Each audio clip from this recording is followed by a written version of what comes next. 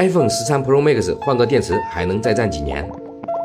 这台 iPhone 13promx 电池效率已经达到70%，手机设置中已经提示电池维修。粉丝说使用几个小时就自动关机，还经常发热卡顿，限制了高刷，明显比之前慢了很多。平常喜欢刷抖音、打游戏，不到1局就没电，正想着如何更换电池具有性价比的方案，刷到了我们一致电信的视频，感觉维修的非常仔细认真。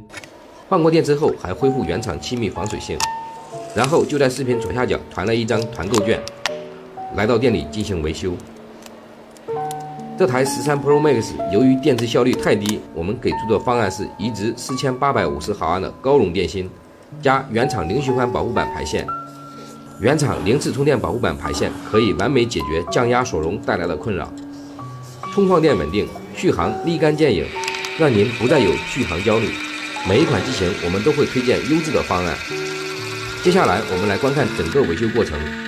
如果您的苹果手机电池也不耐用了，也想和视频中一样更换电池的，点击视频左下角团购链接，选择自己的手机型号下单，有1年的质保服务。全国1000多家门店，趁着现在团购有优惠活动，价格非常合适。全程录制视频，让您修得安心，用得放心。